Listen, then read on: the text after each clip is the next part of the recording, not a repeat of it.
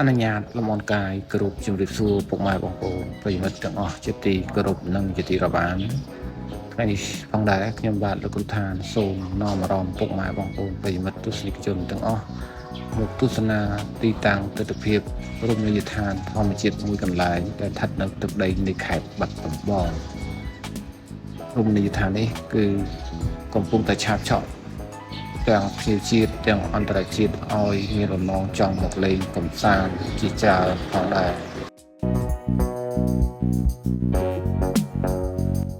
រមណីយដ្ឋានធម្មជាតិភ្នំសំពៅប្រសិនបើបងប្អូនប្រិយមិត្តទាំងអស់ធ្វើដំណើរតាមបណ្ដោយផ្លូវជាតិលេខ57ចេញពីទីរួមខេត្តបាត់ដំបង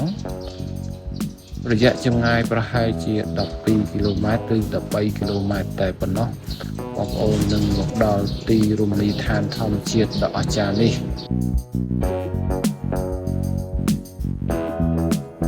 តាមបណ្ដោយផ្លូវជាតិលេខ57នេះគឺថាធម្មជាតិក៏ស្រស់ស្អាតយ៉ាងខៀវស្រស់បំព្រងតែម្ដងបងប្អូនប្រិយមិត្តទាំងអស់បាទឥឡូវយើងបានមកដល់ជើងភ្នំបរិវេណទីរមណីយដ្ឋានធម្មជាតិភ្នំសំពៅស្ថិតនៅក្នុងខេត្តបាត់ដំបងហើយឥឡូវទៅទស្សនាទាំងអស់គ្នាបងប្អូនប្រិយមិត្តទាំងអស់គ្នាបាទតាមដានជាមួយនឹងคลิปវីដេអូរបស់ខ្ញុំបាទដូចតទៅ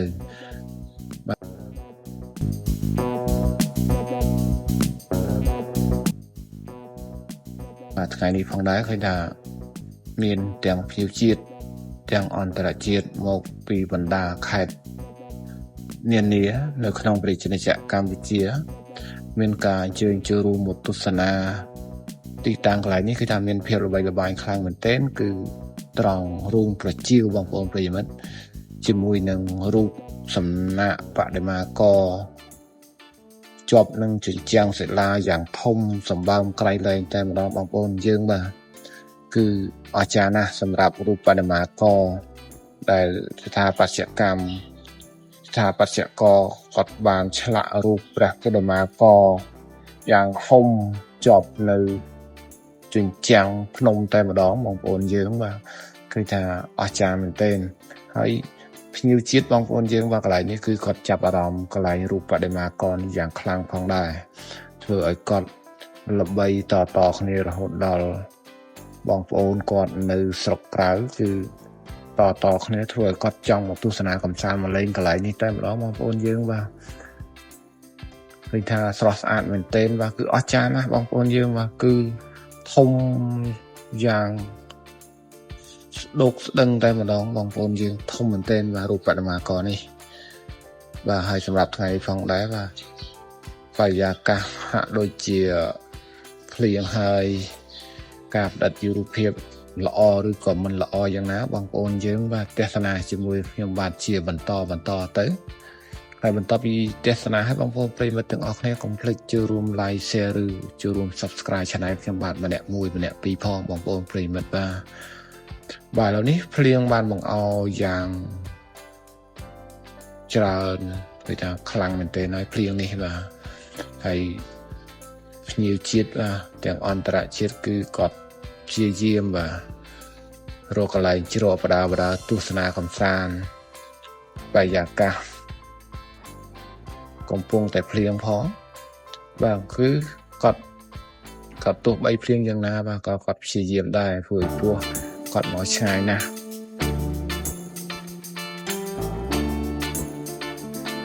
ពុកម៉ែបងប្អូនប្រិយមិត្តទាំងអស់ឥឡូវយើងបន្តទស្សនាជាមួយនឹងខ្ញុំបាទជា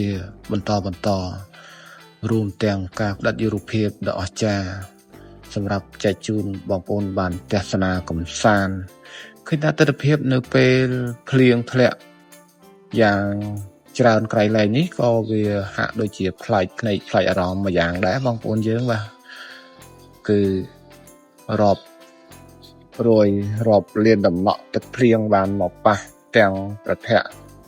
ដែលជាប់នៅជញ្ជាំងសិលាយ៉ាងធំប្រៃលែងនេះធ្វើឲ្យភ្ញៀវជាតិទាំងអស់ដែលគាត់កំពុងតែជ្រកក្រោមម្លប់នៃដំណក់ទឹកភ្លៀងបាទទាញទូរស័ព្ទ smartphone គ្រប់ដៃតែម្ដងសម្រាប់ផ្ដិតយុរូបភាពដ៏អស្ចារ្យនេះគេថាមានលាយឡំជាមួយនឹងភ្លៀងផ្គររន្ទះខ្យល់បក់កន្ត្រាក់ធ្វើឲ្យពួកគាត់មានអារម្មណ៍មួយថាស្រណោះ ត្រង់ថាព្រះបដិមាករគឺកំពុងតែហាលខ្យល់ហាលភ្លៀងទស្សនភាពនេះធ្វើឲ្យគាត់កាន់តែមានចំណាប់អារម្មណ៍យ៉ាងខ្លាំងសម្រាប់ទីតាំងមួយកន្លែងនេះបងប្អូនប្រិយមិត្តទាំងអស់គ្នាហើយពាក់ព័ន្ធនឹងប្រវត្តិរឿងភ្នំសំពៅនេះគឺថាមានច្រើនមែនទែន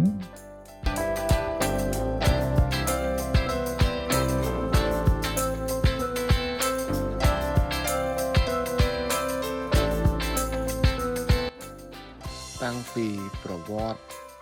ភ្នំសំពៅប្រវត្តិភ្នំក្រពើប្រវត្តិភ្នំទ្រង់មន់ទ្រង់ទាជាដើមបងប្អូនយើងបាទហើយពាក់ព័ន្ធនឹងរឿងព្រេងដំណាលនេះខ្ញុំបាទនឹងជម្រាបជូនជាមួយនឹងខ្ញុំបាទនៅคลิปវីដេអូក្រោយបាទថ្ងៃនេះគឺសូមពុកម៉ែបងប្អូនប្រិយមិត្តទាំងអស់មកទស្សនាទីតាំងកន្លែងរូងប្រជាវជាមួយនឹងទីតាំងរូបបដិមាករយ៉ាងធំស្កឹមស្កៃនៅជាប់ជញ្ជាំងជើងភ្នំសំពៅតែម្ដងបងប្អូនយើងបាទជួបគ្នានៅវីដេអូទី2សម្រាប់រឿងដំណើរពាក់ព័ន្ធនឹងភ្នំសំពៅវាមានរឿងរ៉ាវយ៉ាងណាជួបជាមួយនឹងខ្ញុំបាទហើយទស្សនាទីតាំងរូបប្រជាហើយនឹងរូបបដិមាករជាមួយនឹងខ្ញុំបាទជាបន្តទៅបងប្អូនយើងបាទឥឡូវនេះឃើញថាភ្លៀងនៅតែបន្តបង្អោយ៉ាងខ្លាំងបាទអត់ស្រាក់ស្រានទេកាន់តែខ្លាំងទៅហើយបងប្អូនយើងបាទហើយការផ្ដិតយករូបភាពបានល្អក្តីមិនបានល្អក្តីសូមការខន្តីអភ័យទោសចំពោះបងប្អូនប្រិយមិត្តទាំងអស់ដែលបានចំណាយពេលទស្សនានៅក្នុងคลิปវីដេអូនៅក្នុង Channel របស់ខ្ញុំបាទលោកគ្រូឋានទាំងអស់គ្នាផងបាទហើយគឺជាការចាប់ផ្ដើមរៀនធ្វើ YouTube ដូច្នេះរាល់កង្វះខាតទាំងឡាយណាសូមបងប្អូនប្រិយមិត្តដែលមានបទពិសោធន៍ល្អគឺជួយចែករំលែកដល់ខ្ញុំបានផងទាំងការផលិតវីដេអូក្តីទាំងការអ្វីដែលជាបទពិសោធន៍បាទគឺនៅខ្វះខាតច្រើនមែនទែនបាទឥឡូវទស្សនាជាបន្តទៀតបងប្អូនយើងបាទភ្លៀងហាក់ដូចជារៀងដូចថមថយបន្តិចហើយកន្លែងនេះយ៉ាងណាក៏នៅតែរូបព្រះបដិមាករតែឈរធំស្កឹមស្កៃនេះបាទគឺនៅតែបញ្ចេញភាពដ៏អស្ចារ្យសម្រាប់ទៅកាន់ភ្ញៀវជាតិទាំងអន្តរជាតិផងដែរនៅជើងភ្នំសំពៅនេះគឺថាឆក់យកបេះដូងភ្ញៀវអន្តរជាតិក៏ដូចជាភ្ញៀវជាតិយ៉ាងសម្បើមក្រៃលែងតែម្ដងបាទគឺអស្ចារ្យមែនទែនសម្រាប់ស្ថាបត្យកម្មឆ្លាក់រូបព្រះបដិមាករជាប់ជញ្ជាំងយ៉ាងធំនេះបងប្អូនយើងបាទគឺមិនងាយទេគឺអាចនិយាយបានថាគឺអស្ចារ្យតែម្ដងបាទឥឡូវបងប្អូនយើងតោះបន្តទៅជាមួយនឹងខ្ញុំបាទហើយការអធិប្បាយសូមខន្តីអភ័យទោសផងបងប្អូនប្រិយមិត្តទាំងអស់ទោះបីមិនបានល្អឥតខ្ចោះយ៉ាងណាក៏សូមអធិស្ឋានសម្រាប់ខ្ញុំបាទលោកគ្រូឋានផងដោយខ្ញុំបាទជម្រាបជូនខាងដើមគឺទៅតែការចាប់ផ្ដើមរៀនធ្វើ YouTube ផលិតវីដេអូចែកជូនបងប្អូនបានទស្សនាកំសាន្តទេបាទសូមអធិស្ឋាន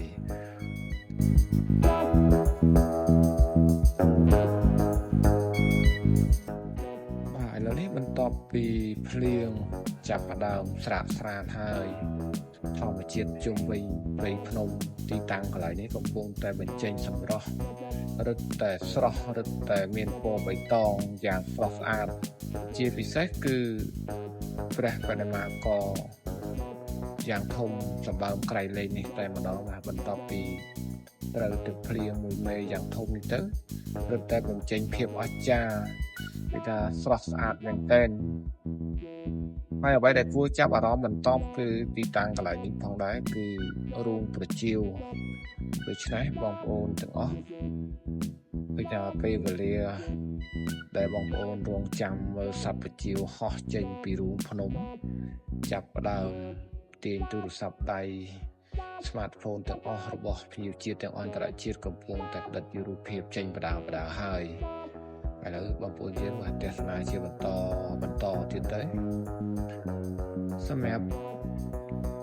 ពេលវេលាដ៏ភ្លៀងខ្លាំងចេះបាទសត្វវិទ្យាវាហោះចេញទៅហាក់ដូចជាតិចតួចដែរទេมันមានអ្វីដែលច្រើនដូចសពដងបងប្អូនយើងបាទវាជាធម្មជាតិរបស់បក្សីសត្វ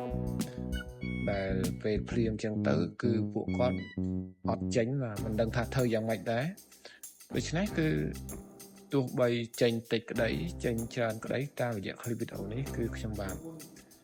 ដិតរូបភាពឲ្យបងប្អូនបានទស្សនាជាបន្តបាទឥឡូវគឺថាចេញបដាហើយបាទប៉ុន្តែមិនសូវជាច្រើនទេបាទគឺថាចេញពីរូភ្នំខាងក្នុងមិនដឹងថានៅក្នុងនោះមានប្រមាណ10លានក្បាលទេបងប្អូនប្រិយមិត្តទាំងអស់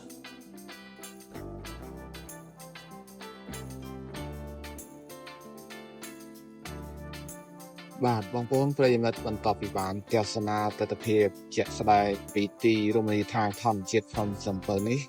សម្រាប់បងប្អូនដែលបានចូលរួមទស្សនាតាមរយៈคลิปរបស់ខ្ញុំបាទទទួលឋានទាំងអស់គ្នាមានអារម្មណ៍យ៉ាងណាយ៉ាងណីដែរបងប្អូនប្រិយមិត្តយើងបាទកុំភ្លេចចូលរួមខមមិនខាងក្រោមវីដេអូរបស់ខ្ញុំបាទផងដែរហើយតាមរយៈคลิปវីដេអូរបស់ខ្ញុំបាទនេះក៏សូមផ្ញើជូនបងប្អូនប្រិយមិត្តទាំងអស់គ្នាបាទបើមានបំណងចង់មកលេងកំសាន្តទីរមណីយដ្ឋានធម្មជាតិភ្នំសំពៅនេះគឺអាចមកលេងកំសាន្តបានហើយបើសិនជាបងប្អូនមានតរៈរវល់ចាំបាច់អីគឺអាចតាមរយៈទស្សនាคลิปរបស់ខ្ញុំបាទនៅក្នុងវីដេអូនេះក៏បានដែរបងប្អូនជាងបាទគឺខ្ញុំបាទព្យាយាមដាក់រូបភាពទីតាំងល្អមួយចំនួនឲ្យបងប្អូនបានទស្សនាកំសាន្តផងដែរហើយបន្តពីទស្សនាកំសាន្តក៏ភ្លេចចូលរួម like share comment លេខឬជាមួយខ្ញុំបាទផងដែរអរគុណបងប្អូនប្រិយមិត្ត